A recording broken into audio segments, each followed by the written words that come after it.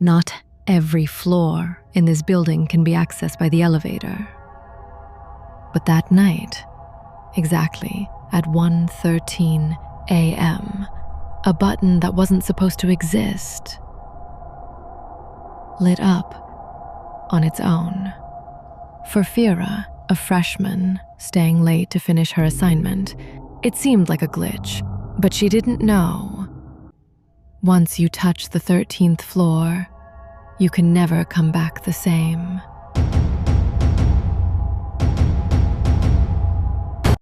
That night was unusually quiet, as if the entire world had agreed to fall silent together.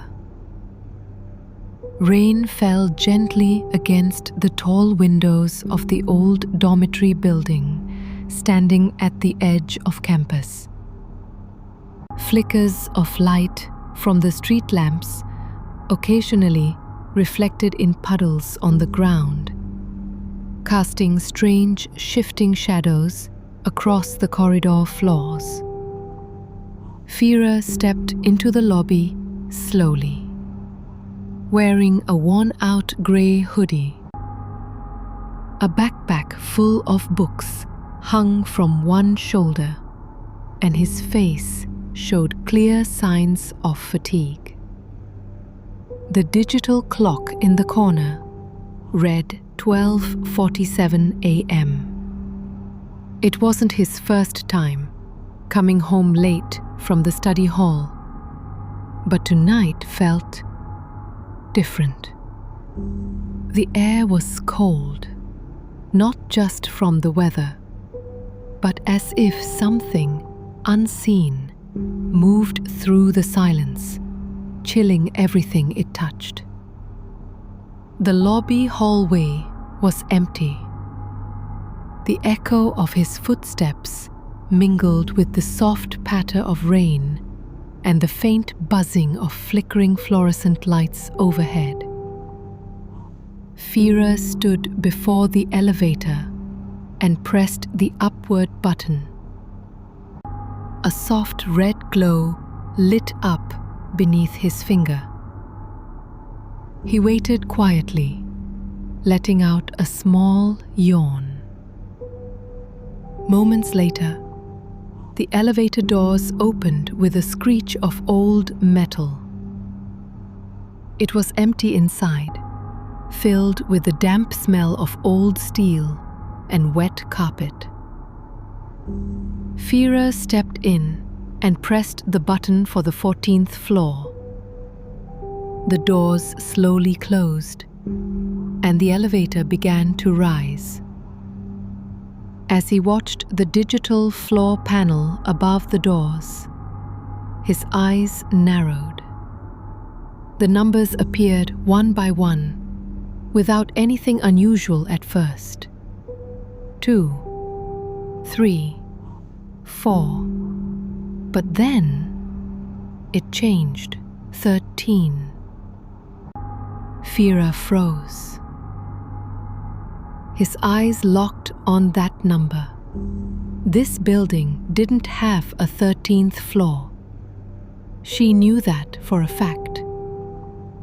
Ever since he'd moved in, everyone said the same thing. Like most superstitious buildings, the 13th floor was skipped. The elevator was programmed to go straight from 12 to 14. But now, that number glowed bright on the panel. Real, undeniable. The elevator stopped. The interior lights flickered, dimmed, then stabilized again. The doors slowly creaked open, but what lay beyond wasn't the familiar hallway. The elevator doors opened fully, but Fahry didn't step out immediately. Before him stretched a narrow hallway, far older looking than any part of the building he had seen before. The walls were dull, as if once painted white, but now stained a moldy grey-green.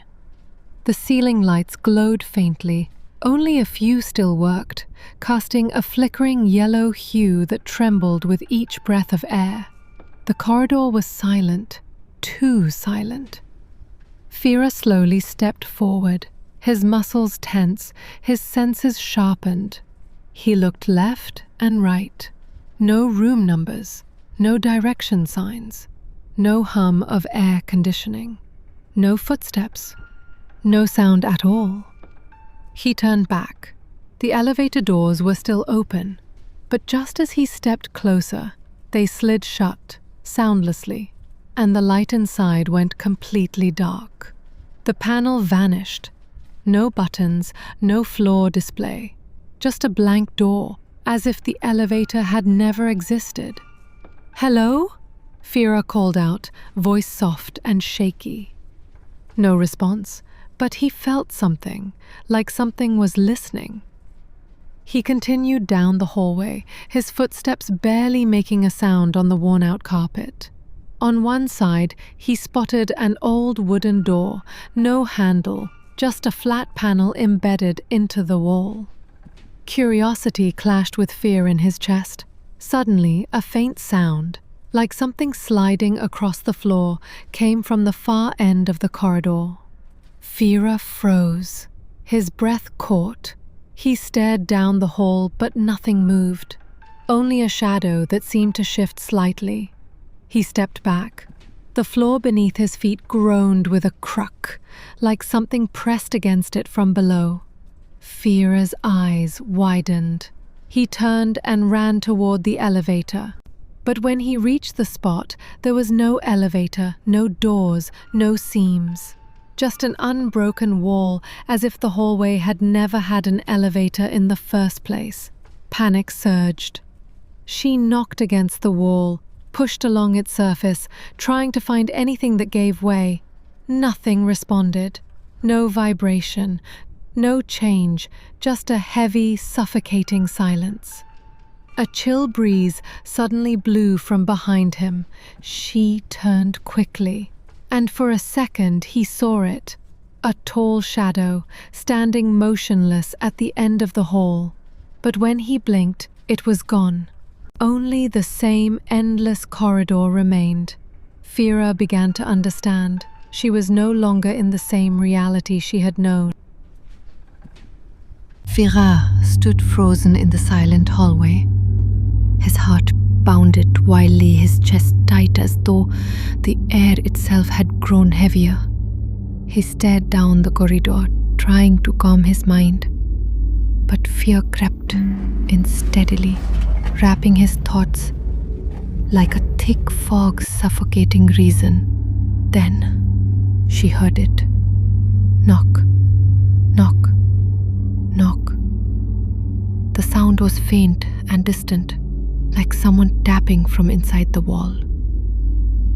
Fahry stepped closer to the left side of the corridor, pressing his ear against the cold surface. The knocking came again, louder, faster.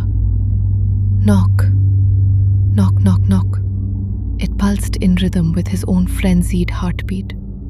She stepped back, his breath quickened. Suddenly, the wall shuddered, just for a fraction of a second, as if something had slammed into it from within. Fahry jumped back, nearly losing his balance. She stared, wide-eyed at the wall. No cracks, no damage. But the knocking remained, relentless, steady. Now, it sounded like a plea for help. Knock, knock, help, knock. Fahry shut his eyes. "This is just a dream," she whispered. But his body knew it wasn't. The chill on his skin, the sweat on his neck, the air he gasped for, they were all too real. She turned and walked away from the wall, but the knocking followed him, as if the wall itself had come alive, stalking his every step. When he stopped, it stopped. When he moved, it resumed, now with a desperate, erratic rhythm. Then, another sound emerged. A woman's voice, soft, but cracked, like a whisper, slipping directly into his ear, through his bones. "Give him back. Bring him back." Fahry froze. "Who?" he whispered. "Who do you want back?" No answer. But the wall began to change. Slowly, faint scratches appeared, as if clawed from inside. The marks formed something. Numbers. 13. Suddenly, all the lights went out. Complete darkness.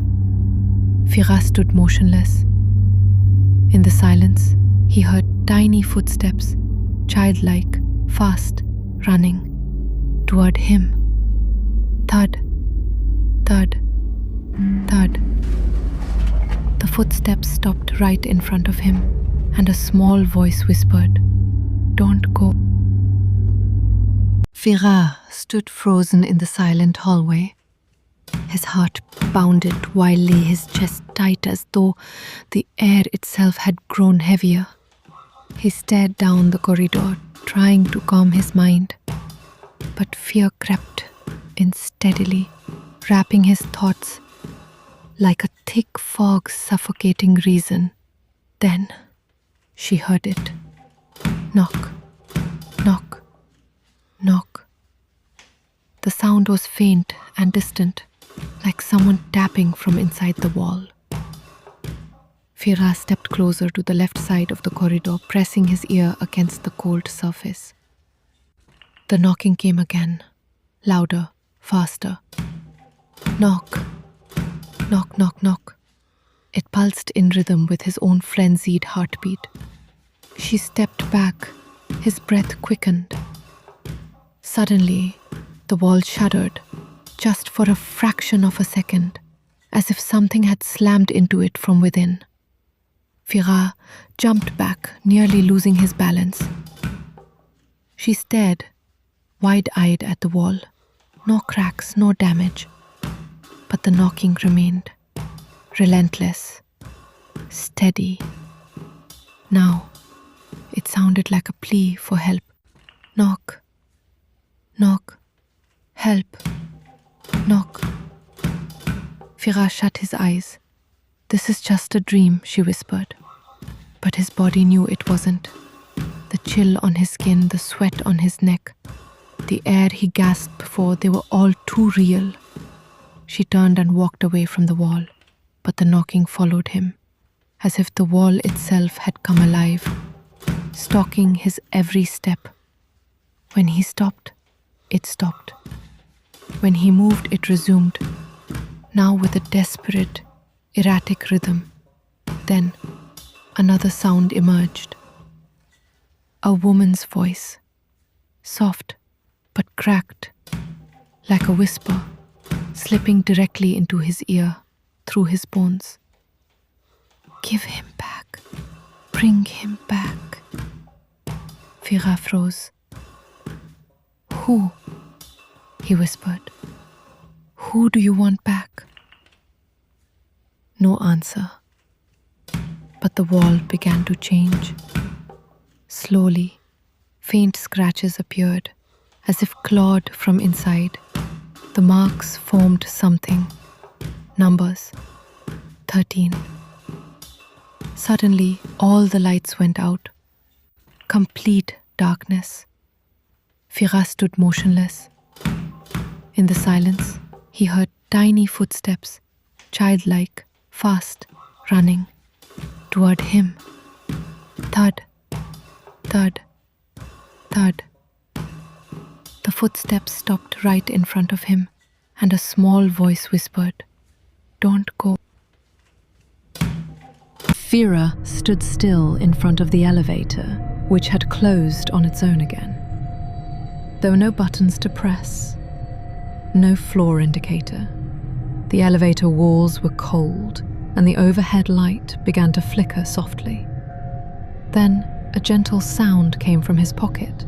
His phone lit up by itself. On the screen was a single, unheard voicemail. Strangely, It came from an unknown number, dated 3 days in the future. Fahry's heart pounded. With trembling fingers, she pressed play. His own voice came through the speaker. "If you're hearing this, it means you've entered the 13th floor. Don't believe anything you see. Don't follow the voice. Don't let the door stay open for more than 5 seconds. You only have one chance to escape."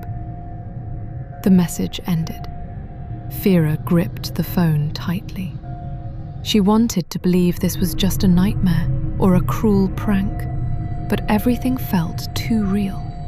Suddenly, the elevator's light shut off completely. Total darkness. Fahry's breathing grew heavier. She tried to turn on the flashlight from his phone again, but it wouldn't respond. The screen froze. From the darkness outside the elevator came knocking. Once, twice.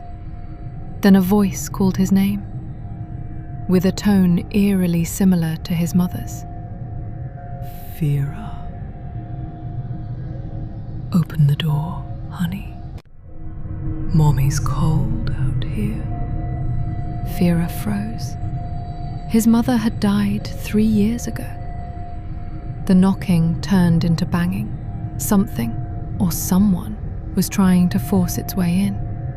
But there were no buttons, no controls. Fahry held his breath, trying to stay perfectly silent.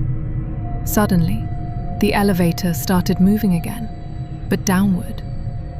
The machinery groaned harshly, and on the previously dead digital screen, numbers began to appear, one by one, from 14 to 13. The number glowed red. Floor 13. The corridor Fahry entered felt like an ancient underground tunnel, untouched by time or man. The walls were made of damp, cracked stone, pulsing slightly as if alive. The ceiling was low, forcing Fahry to stoop as he moved forward. His phone's weakening flashlight was the only light source, and around him the sound of dripping water and his own breathing echoed with eerie resonance. Every step he took seemed to stretch the moment. The deeper she walked, the more endless the corridor felt. She tried counting his steps. 20, 50, 100. But the tunnel kept going, unchanged. The air turned colder, biting through his clothes. Then, suddenly, footsteps echoed behind him. Slow, dragging. Fahry froze. She turned quickly with her phone's light, but the hallway behind him was empty. No one there. She tried to convince himself it was just the echo of her own steps, but the sound came again. This time, closer.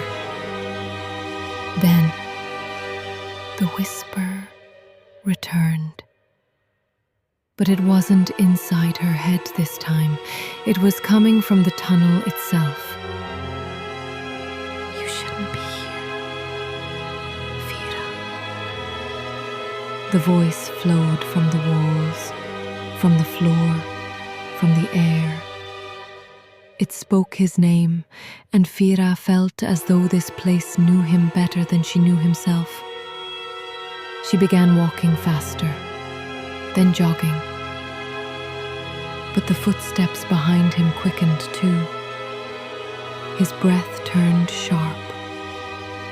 Then, from around a bend in the tunnel, a large metal door appeared, jarringly modern against the ancient stone. Without thinking, Fahry grabbed the handle and forced it open, desperate to escape this madness. The door creaked open, revealing the elevator. Yes, the elevator. But not as she remembered it. The walls were lined with foggy, dust-covered mirrors. There were no floor buttons. Only one glowing red button stood in the center panel, marked 13. Fahry stared at it. Her hand trembled. In the mirror's reflection, she saw himself. And something else standing behind him. Something with no reflection of its own. As the number 13 lit up in red on the display, Fahry felt her heartbeat nearly stop. The elevator doors slowly opened with the screech of metal dragging. A thin fog crept through the opening, like a cold breath from another world. There was no light outside, only a grey darkness that seemed to blanket an endless hallway. The 13th floor looked nothing like a normal floor. Its walls were covered in scratch marks like claw slashes, and the air reeked of mold and decay. With hesitant steps, Fahry stepped out of the elevator, his legs trembling.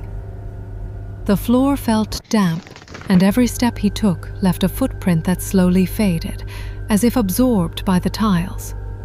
The silence was deafening. Even her heartbeat echoed. Then, a low growl echoed from behind the left wall. She froze. Nothing was there, but the wall, it moved, slowly, like it was breathing. Then a voice whispered, soft, almost inaudible. "You've returned, finally." The voice seemed to come from within the wall. Fahry leaned closer, pressing her ear against it.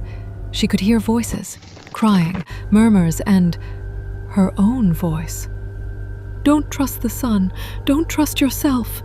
The voice was identical to his, but soaked in dread and panic. She stepped back. The wall peeled. Slowly, like scabbing skin, and from within, a single eye opened, a large, red, glowing eye staring straight at Fahry. Fahry screamed and stumbled backward. The corridor lights flickered on, just for a split second, revealing countless figures along the walls. They stood still, all facing him, with faces distorted, as if pulled inward by darkness. The elevator behind him closed with a soft ding. Fahry turned and rushed toward it, but the doors wouldn't open. The buttons didn't work.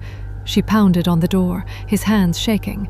Voices began to call her name again, this time from every direction. "Fahry, Fahry, you're too late." A creaking sound echoed from above. Fahry looked up. The ceiling was cracking, and something like bony fingers began pushing through. They reached out slowly, feeling for something. For him. She panicked, running down the hallway, but it never ended. The walls pulsed like living flesh. She could hear heavy breathing behind him, drawing closer. She looked back and saw a large black shape floating toward him, faceless but bearing her own distorted, crying visage. Fahry screamed again, but no sound came. The hallway seemed to swallow her voice. She kept running, but the floor became sticky, gripping his feet. The last sound he heard was laughter. Her own. Fahry kept running, though her breath was nearly gone. The hallway seemed endless, looping him in internal cycle. The walls changed color from grey to dark red, like dried blood. Suddenly, the corridor opened into a different room, wider, darker, and lit only by a single dim light at the center. In the middle of the room stood a large mirror, almost touching the ceiling. Fahry walked toward it, and for the first time, the silence felt complete. No warm noises, no footsteps, no breathing. Just him and the mirror. But as he stood directly in front of it, her body froze. There was no reflection. She raised his hand, no mirrored movement. The mirror was dark, like the surface of thick, black water. Suddenly, an image began to form. Slowly, her reflection appeared. But it wasn't him as she was now. The face in the mirror looked old, gaunt, scarred. Eyes red and sunken, and the mouth moved silently. Fahry tried to speak, but the reflection spoke first. You've been here too long, it said without sound, but Fahry heard it like a scream inside her mind. You can't leave. The mirror began to tremble, its surface cracked, and the sound of shattered laughter filled the room. The floor shook. From within the mirror, a hand appeared, like Fahry's, but pale, cold, with black veins. The hand gripped the mirror's edge, and then a shadowy figure began dragging itself out. Fahry stepped back in horror as the thing fell to the ground and slowly stood. Its face was Fahry's, but twisted with hatred and ruin. The figure walked toward him. Fahry tried to run, but her body was heavy. Her feet clung to the ground. The figure came closer and said, I'm the one left behind. Now it's your turn. Then it lunged. Fahry fell to the floor, but the creature vanished before it could touch him. When she opened her eyes, she was no longer in the mirror room. Now, she was in a blank room. 4 identical walls. No windows, no doors, not even a single crack. The ceiling light flickered slowly. Silence. Fahry stood up slowly. No way out. She paced along the walls, running her hands across their surfaces, smooth, cold, like living metal. Panic began to rise. She couldn't breathe. Then a crack formed in the floor. It widened, and whispers emerged, like dozens of mouths speaking at once from the ground. Stillness, come, your time ends soon. The floor began to sink like quicksand. Fahry tried to stay on the solid part, but every surface turned to black sludge. She fell halfway in. She screamed, reaching for the walls, but nothing held him. From the sinking floor, faces emerged. They all stared upward. Some were familiar. Her classmates, her professors, even his mother. All pale, hollow, eyes devoid of life. They whispered one sentence again and again. It's time to sleep, Fahry cried, struggled, but the faces pulled him deeper. A hand reached up and held him tight. That face whispered, you won't wake up again. The world turned black. But then, the elevator's chime echoed once more. Ding!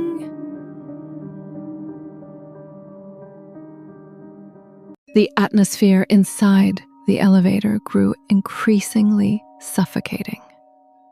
The ceiling light flickered erratically, casting shifting shadows against the metal walls, which now looked like stained dull mirrors.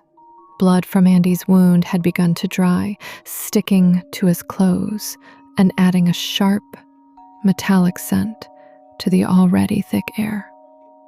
They stood silently, with only the sound of ragged breathing and pounding heartbeats filling the space. Suddenly, a loud ding echoed. The elevator doors opened once again, revealing the number above the frame, 13. They all froze. No one spoke. In front of them stretched a dark corridor that seemed to have no end, lit only by a dim, flickering overhead lamp. The walls were lined with crooked, decaying photographs, some torn, others oddly lifelike, as if watching them. Floor 13. They knew this floor wasn't supposed to exist. With trembling hands, Rini took a step forward, her voice shaking. We have to find a way out." But before they could all step out, the elevator doors slammed shut quickly, trapping Dedi inside alone. He screamed, slamming his fists against the buttons, but the lift wouldn't move. Suddenly, the lights went out completely, total darkness. Then a slow, wheezing breath right behind him. Rini, Andy, and Lilies stared wide-eyed at the elevator doors, realizing that Dedi was trapped alone. But there was no time to turn back. The corridor of the 13th floor had shifted dramatically. Their footsteps echoed strangely, as if they weren't walking on real ground. The walls seemed to close in tighter, and every hanging photograph felt disturbingly alive. Watching them with blank yet piercing stares.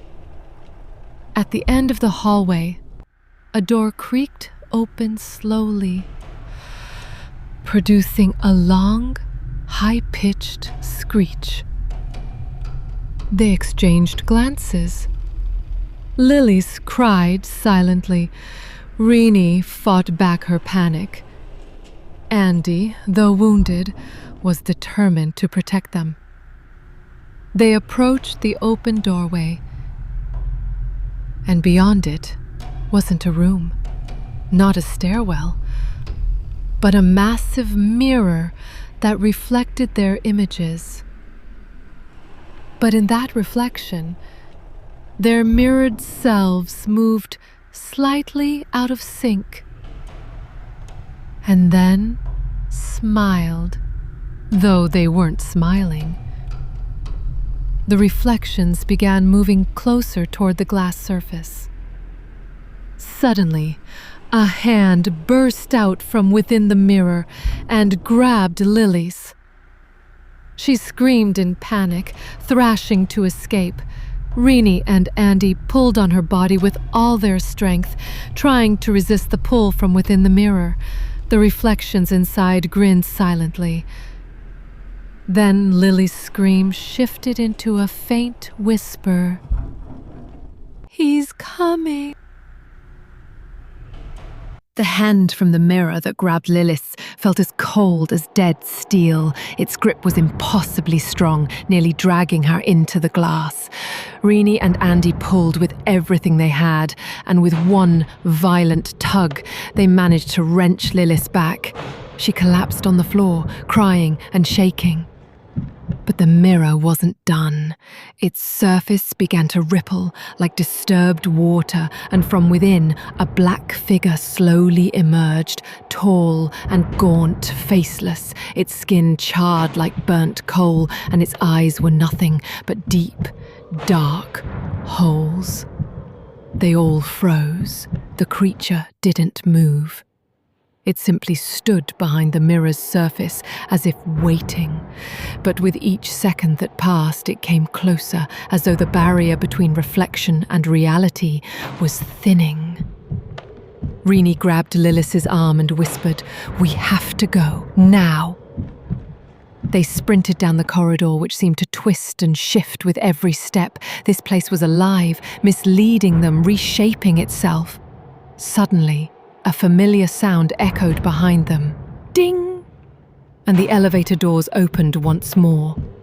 But inside was no ordinary lift. The cabin was filled with thick fog, and from within came whispers, voices, whispering their names, one by one. Then, Deddy appeared in the elevator doorway, his expression blank, eyes hollow. He said in a soft monotone, "We all died on this floor." When Deddy spoke those words, the atmosphere shifted violently. The fog inside the elevator began to spill out, quickly consuming the corridor. The air turned frigid and every step felt heavier, as if they were moving underwater. Rini clutched Lili's hand tightly while Andy scanned their surroundings, breathing heavily. The floor started to rumble, followed by a deep, pulsating sound, like a massive heartbeat coming from within the walls. Lights began to go out one by one behind them. Voices returned, cries, whispers, screams, and fleeting shadows zipped past the corners of their eyes. The mirror creature returned, but this time it wasn't confined to the glass. It was walking the corridor, slowly following them. Tall, thin, faceless, but its presence alone chilled them to the bone. As they reached a hallway junction, they saw an old wooden door with faded letters, "Exit." But the door was guarded by a small, childlike figure, its face broken and twisted, eyes pitch black. The child said, "Too late.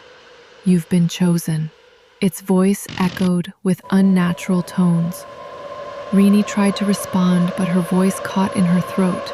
Then the door behind them swung open wide, and from within came a voice calling to them. Her mother's voice. Fira's body slammed against the elevator wall, her breath ragged. She clutched her injured shoulder, blood seeping from a torn wound. Around her, the elevator seemed to devour light. The floor panel no longer glowed, only darkness filled the narrow space. From one corner, a slow knocking sound emerged, like claws scratching metal. Tock, tock, tock.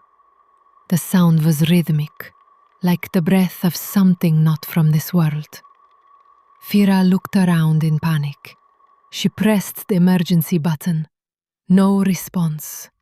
Suddenly, the elevator shook. Not like it was going up or down, but as if something was trying to force it in a direction it wasn't meant to go. The metal panel on the wall started to bulge outward, as if something from behind it was trying to break through. Then came the sound of a child laughing. A sound that should have been cheerful, but in this moment made Fira's blood run cold. Out of the corner of her eye, she saw a small child standing in the corner of the elevator. Its face was hidden by long, filthy hair. Its clothes resembled a school uniform, but they were tattered and soaked in blood. The child slowly raised a hand and pointed upward. The elevator suddenly stopped shaking. Cold wind flowed through the vents, accompanied by a faint whisper, "Floor 13. You haven't seen everything yet." Fira struggled to stand, her body trembling. She knew she had to get out. Suddenly, the elevator light flickered back on, illuminating only one spot, the elevator door. Slowly, the doors opened, revealing a corridor filled with thick fog. The corridor before Fira felt like another world. Its walls were damp, covered in black mold. The dim lights flickered erratically. The floor seemed stained with muddy footprints leading in one direction, toward the end of the hallway, where an old wooden door leaned crookedly, decayed by time. Fahry stepped carefully, her breathing heavy. Each step echoed with a crackling sound, like whispers bouncing off the walls. Suddenly, voices began to emanate from the walls. Not normal voices, but muffled screams, crying, and whispered prayers, as if the walls were holding trapped souls. Fahry covered her ears, but the sounds pierced her mind. She felt as if 1,000 hands were dragging her spirit into the dark. Reaching the old door, Fahry hesitated. But when she turned back, the corridor had vanished. Behind her was now only complete darkness. No other option. She pushed the door open slowly. Behind it lay a large room like an abandoned hall. Its walls were covered in strange markings, and in the center stood a tall mirror, a large mirror cracked in the middle, yet still reflecting. But the reflection was not hers. The figure in the glass was a woman in a white dress with pale skin and hollow eyes. The woman smiled, a wide, inhuman grin. Fahry stepped back, but her body wouldn't move. The mirror began to glow red, and from within, a white hand slowly emerged, reaching for her.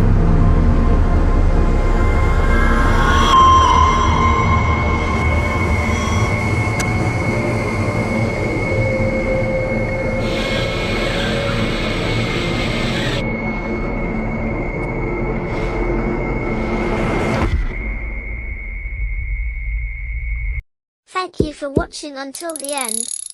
Don't forget to subscribe, like, comment, and share. See you again. Bye bye.